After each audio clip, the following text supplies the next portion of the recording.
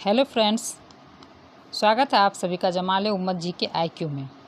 मैं शगुफ़ा प्रवीण चंद सवालात लेकर आई हूँ करंट अफेयर्स के, जो उम्मीद है कि आपके सभी प्रकार के कॉम्पिटिटिव एग्ज़ाम्स में फ़ायदेमंद साबित होंगे। चलिए तो हम चलते हैं अपने पहले क्वेश्चन की तरफ, और ये रहा स्क्रीन पे आपका पहला सवाल। रेलवे बोर्ड की पहली महिला अध्यक्ष और CEO के रूप में किसे नियुक्त किया गया है? आपका ऑप्शन है समीक्षा सिंह, जया वर्मा सिन्हा, जयंती शर्मा और हेमलता कुशवाहा। आपके सही उत्तर है जया वर्मा सिन्हा। चलिए अब इसके बारे में हम कुछ और जानकारी हासिल कर लें। केंद्र सरकार ने जया वर्मा सिन्हा को रेलवे बोर्ड की पहली महिला अध्यक्ष और CEO नियुक्त किया। केंद्र सरकार ने जया वर्मा सिन्हा को रेलवे बोर्ड की पहली महिला अध्यक्ष और CEO नियुक्त किया।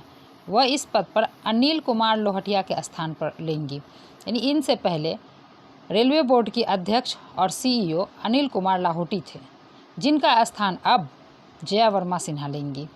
रेलवे बोर्ड रेलवे में निर्णय लेने वाली सर्वोच्च संस्था है। रेलवे बोर्ड रेलवे में निर्णय लेने वाली सर्वोच्च संस्था है। जया वर्मा सिन्हा इलाहाबाद विश्वविद्यालय की पूर्व छात्रा रही हैं। जया 1988 में भारतीय रेलवे यातायात सेवा IRTS में शामिल हुई। जया वर्मा सिन्हा ने दक्षिण पूर्व रेलवे में मुख्य वाणिज्यिक प्रबंधक के रूप में भी काम किया है। कहाँ? दक्षिण पूर्व रेलवे में जया वर्मा ने मुख्य वाणिज्यिक प्रबंधक के रूप में भी काम किया है। चलिए अब हम चलते हैं अपने दूसरे सवाल की तरफ, और ये रहा स्क्रीन पे आपका दूसरा सवाल। वित्त उद्योग विकास परिषद का नया अध्यक्ष किसे नियुक्त किया गया है? आपका ऑप्शन है उमेश रेवनकर, राजीव कुमार, अजय सिन्हा, रवि मल्होत्रा। आपका सही उत्तर है उमेश रेवनकर। चलिए अब इसके बारे में भी हम थोड़ा जानकारी और ले लें। वित्त उद्योग विकास परिषद FIDC की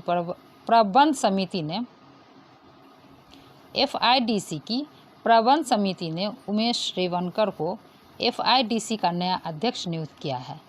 वह वर्तमान में श्रीराम फाइनेंस लिमिटेड के कार्यकारी उपाध्यक्ष के रूप में कार्यरत हैं। उनके पास वित्तीय सेवा उद्योग में 35 वर्षों से अधिक का अनुभव है। वह 1987 में श्रीराम ग्रुप में शामिल हुई। चलिए अब चलते हैं हम अपने अगले प्रश्न की ओर, और ये रहा स्क्रीन पे आपका अगला प्रश्न। ज्यूरिख डायमंड लीग चैंपियनशिप 2023 में नीरज चोपड़ा ने कौन सा पदक जीता? आपका ऑप्शन है सोना, चांदी, कांस्य और कोई पदक नहीं। आपका सही उत्तर है चांदी। चलिए अब बढ़ते हैं हम इसके डिटेल्स की ओर। भारत के स्टार भाला फेंक खिलाड़ी नीरज चोपड़ा ने डायमंड लीग फाइनल के लिए क्वालिफाई कर लिया है। इस लीग का फाइनल अगले महीने 16 और 17 सितंबर को अमेरिका के यूजीन में होगा। ज्यूरिख डायमंड लीग चैंपियनशिप 2023 में नीरज चोपड़ा 85.71 मीटर के सर्वश्रेष्ठ थ्रो के साथ दूसरे स्थान पर रहे। चेक गणराज्य के जैकब वॉल्डेच ने 85.86 मीटर के साथ पहला स्थान हासिल किया। पहला स्थान किसने हासिल किया? चेक गणराज्य के जैकब वॉल्डेच ने। वहीं जर्मनी के जूलियन वेबर 85.04 मीटर के थ्रो के साथ तीसरे स्थान पर रहे। नीरज चोपड़ा का सर्वश्रेष्ठ थ्रो 89.94 मीटर है, जो एक राष्ट्रीय रिकॉर्ड है। चलिए अब हम चलते हैं अपने अगले प्रश्न की ओर, और ये रहा स्क्रीन पे आपका अगला सवाल। हाल ही में किस राज्य में महिलाओं के लिए गृह लक्ष्मी योजना शुरू की गई है? आपका ऑप्शन है मध्य प्रदेश, उत्तर प्रदेश, कर्नाटक और असम। आपका सही उत्तर है कर्नाटक। अब इसके बारे में भी हम थोड़ी डिटेल जानकारी ले लें। कर्नाटक राज्य सरकार ने मैसूर में महिलाओं के लिए एक सामाजिक कल्याण योजना गृह लक्ष्मी योजना शुरू की। इसके तहत परिवार की महिला मुखिया को सरकार की ओर प्रति माह 2000 रुपये मिलेंगे। गृह लक्ष्मी योजना के लिए रजिस्ट्रेशन 19 जुलाई से शुरू हो गया है। चलिए अब चलते हैं हम अपने अगले सवाल की ओर, और ये रहा स्क्रीन पे आपका अगला सवाल। ऑल इंडिया रेडियो और एनएसडी के प्रधान महानिदेशक का पदभार किसने संभाला है? आपका ऑप्शन है डॉक्टर वसुधा गुप्ता, मीनाक्षी लेखी, अभिरूप शर्मा और रमेश सिंह। आपका सही उत्तर है डॉक्टर वसुधा गुप्ता। चलिए अब इसके बारे में भी हम थोड़ी और जानकारी ले लें। भारतीय सूचना सेवा के 1989 बैच की वरिष्ठ अधिकारी डॉक्टर वसुधा गुप्ता ने ऑल इंडिया रेडियो और समाचार सेवा प्रभाग एनएसडी के प्रधान महानिदेशक का पदभार संभाला है। किसने? वरिष्ठ अधिकारी डॉक्टर वसुधा गुप्ता ने ऑल रेडियो और समाचार सेवा प्रभाग के प्रधान महानिदेशक का पदभार संभाला है। इससे पहले वह ऑल इंडिया रेडियो में महानिदेशक के पद पर कार्यरत थीं। उन्होंने प्रेस सूचना ब्यूरो पीआईबी के महानिदेशक के रूप में भी काम किया है। चलिए अब हम चलते हैं अब अपने अगले सवाल की ओर, और ये रहा स्क्रीन पे आपका अगला सवाल। असम में राज्य के सबसे लंबे फ्लाईओवर का उद्घाटन किया गया, इसकी लंबाई कितनी है? आपका ऑप्शन है 2 किलोमीटर, 2.15 किलोमीटर, 2.63 किलोमीटर और 3 किलोमीटर। आपका सही उत्तर है 2.63 किलोमीटर। चलिए अब इसके बारे में भी हम थोड़ा डिटेल जान लें। असम के मुख्यमंत्री हिमंत बिस्वा शर्मा ने राज्य के सबसे लंबे फ्लाईओवर का उद्घाटन किया। किसने? असम के मुख्यमंत्री हिमंत बिस्वा शर्मा, और राज्य के सबसे लंबे फ्लाईओवर का उद्घाटन किया, जिसे नीलाचल पहाड़ियों के नाम पर नीलाचल फ्लाईओवर का नाम दिया गया। इसकी कुल लंबाई 2.63 किलोमीटर है और इसे मालीगांव चरियाली से गुवाहाटी के कामाख्या गेट तक बनाया गया है। इसका निर्माण 420.75 करोड़ रुपया की लागत से किया गया है और इसे 35 महीने की अवधि में बनाया गया है। यानी कितना समय लगा बनाने में? तो 35 महीने की कुल अवधि लगी। चलिए अब हम चलते हैं अपने अगले सवाल की ओर, और ये रहा स्क्रीन पे आपका अगला सवाल। ग्लोबल इंडिया AI 2023 सम्मेलन के पहले संस्करण की मेज़बानी कौन सा देश करेगा? आपका ऑप्शन है भारत, जर्मनी, जापान या फ्रांस। आपका सही उत्तर है भारत। अब इसके बारे में भी हम थोड़ा डिटेल्स देख लें। भारत इस साल अक्टूबर में ग्लोबल इंडिया AI 2023 सम्मेलन के पहले संस्करण की मेज़बानी करेगा। यह अगली पीढ़ी के शिक्षण, कृत्रिम बुद्धिमत्ता मॉडल, इलेक्ट्रिक वाहनों और कंप्यूटिंग सिस्टम में AI अनुप्रयोगों के लिए एक अच्छा मंच है। इलेक्ट्रॉनिक्स एवं सूचना प्रौद्योगिकी राज्य मंत्री राजीव चंद्रशेखर ने यह जानकारी दी है। चलिए अब चलते हैं हम अपने अगले प्रश्न की ओर, और ये रहा स्क्रीन पे आपका अगला सवाल। 65वें रेमन मैग्सेसे 2023 पुरस्कार की घोषणा में किस भारतीय का नाम भी शामिल किया गया है? आपका ऑप्शन है doctor Ramesh Kannan, doctor Tarak Kannan, doctor Ravi Kannan और डॉक्टर आशीष कन्नन। आपका सही उत्तर है डॉक्टर रवि कन्नन। चलिए अब इसके बारे में भी और जानकारी ले लें। भारत में cancer expert doctor Ravi Kannan Bangladesh के कोरवी रक्षंद, तिमोर लेस्ते के यूजेनियो लेमोस और फिलीपींस से मिरियम कोरोनेल फेरर को रेमन मैग्सेसे पुरस्कार 2023 मिला। ठीक है, अब हम चलते हैं अपने अगले प्रश्न की ओर, और ये रहा स्क्रीन पे आपका अगला सवाल। बिल ले आओ इनाम पाओ योजना की शुरुआत कहाँ की गई है? आपका ऑप्शन है मेरठ, जालंधर, अंधेरी और दिल्ली। आपका सही जवाब है जालंधर। चलिए अब इसके बारे में थोड़ा और डिटेल्स देख लें। पंजाब में जालंधर के जिला उपायुक्त विशेष सारंगल ने 1 सितंबर 2023 को मेरा बिल ऐप पर खुद बिल अपलोड करके जालंधर जिले में बिल ले आओ इनाम पाओ योजना की शुरुआत की है।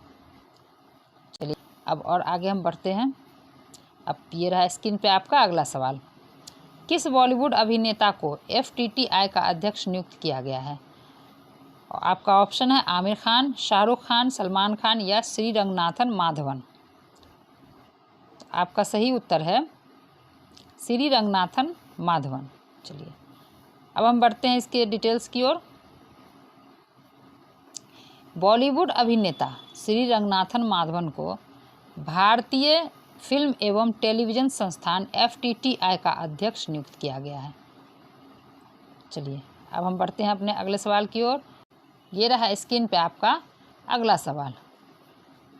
केंद्र में नागरिक उड्डयन मंत्रालय MOCA के सचिव के रूप में किसने पदभार ग्रहण किया है? आपका ऑप्शन है वुमलुन मंग वो अलनाम, वुमलुन तंग वो अलनाम, वुमलुन भंग वो अलनाम और वुमलुन संग वो अलनाम। आपका सही उत्तर है वुमलुन भंग वो अलनाम। चलिए अब इसके बारे में थोड़ा हम और जान लें। भारतीय प्रशासनिक सेवा के वरिष्ठ अधिकारी वुमलुन मंग वो अलनाम ने 1 सितंबर 2023 को यहाँ केंद्र में नागरिक उड्डयन मंत्रालय के सचिव का पदभार ग्रहण किया है। नागरिक उड्डयन मंत्रालय यानी MOCA के सचिव का पदभार ग्रहण किया है। चलिए अब चलते हैं हम अपने अगले सवाल की ओर और ये रहा है स्क्रीन पे आपका अगला सवाल। केंद्र सरकार द्वारा शुरू की गई मेरा बिल मेरा अधिकार योजना का उद्देश्य क्या है? आपका ऑप्शन है अन्न धन योजना, बेटी पढ़ो योजना, चालान प्रोत्साहन योजना और जल बचाओ योजना। आपका सही उत्तर है चालान प्रोत्साहन योजना। चलिए अब इसके बारे में भी थोड़ा डिटेल्स देख लें। केंद्र सरकार राज्य सरकारों के सहयोग से सभी खरीद के लिए ग्राहकों में बिल मांगने की प्रवृत्ति को प्रोत्साहित करने के उद्देश्य से मेरा बिल मेरा अधिकार नाम से चालान प्रोत्साहन योजना आज से शुरू की गई। इस योजना के तहत ग्राहकों को बिल अपलोड करने पर तिमाही आधार पर 1 करोड़ रुपये के बम्पर पुरस्कार जीतने का मौका मिलेगा। चलिए अब चलते हैं हम अपने अगले सवाल की ओर और ये रहा स्क्रीन पे आपका अगला सवाल। ज्यूरिख डायमंड लीग चैंपियनशिप 2023 में नीरज चोपड़ा ने जैवलिन थ्रो में कौन सा स्थान प्राप्त किया? आपका ऑप्शन है पहला, तीसरा, दूसरा और 8वां। आपका सही उत्तर है दूसरा। चलिए अब इसके बारे में और देख लें। नीरज चोपड़ा ने जैवलिन थ्रो में 85.71 मीटर के सर्वश्रेष्ठ थ्रो के साथ ज्यूरिख डायमंड लीग चैंपियनशिप 2023 में जैकब वॉर्डलेच ने 85.86 मीटर के साथ प्रथम स्थान हासिल किया है। चलिए अब बढ़ते हैं हम अपने अगले सवाल की ओर और ये रहा स्क्रीन पे आपका अगला सवाल। दिल्ली में संपन्न हुई जूनियर राष्ट्रीय जूडो प्रतियोगिता में उत्तर प्रदेश के खिलाड़ियों ने कितने कांस्य पदक जीते हैं? आपका ऑप्शन है 3, 8, 7, 12। आपका सही उत्तर है 3। चलिए अब इसके बारे में भी थोड़ा डिटेल्स देख लें हम। KD जाधव इंडोर स्टेडियम में खेली गई इस प्रतियोगिता में हापुड़ की नित्या सिरोही ने 70 किलोग्राम भार वर्ग में, अमरोहा के प्रखर कुमार सिंह ने 90 किलोग्राम भार वर्ग में एवं बुलंदशहर के मोहम्मद सलमान गाजी ने 100 किलोग्राम भार वर्ग में कांस्य पदक जीते हैं। चलिए और ये रहा स्क्रीन पे आपका अगला सवाल। किस देश में कोरोना वायरस के नए संस्करण EG5 का पहला मामला सामने आया है? आपका ऑप्शन है कतर, पाकिस्तान, नेपाल, भूटान। आपका सही उत्तर है कतर। अब थोड़ा डिटेल्स हम देख लें। कतर में कोरोना वायरस के नए संस्करण EG5 का पहला मामला सामने आया है। EG5 ओमिक्रॉन XBB 192 का एक उप संस्करण है और EG5 का पहला मामला फरवरी में सामने आया था। 9 अगस्त को विश्व स्वास्थ्य संगठन ने इसे वेरिएंट ऑफ इंस्टेंट के रूप में नामित किया था।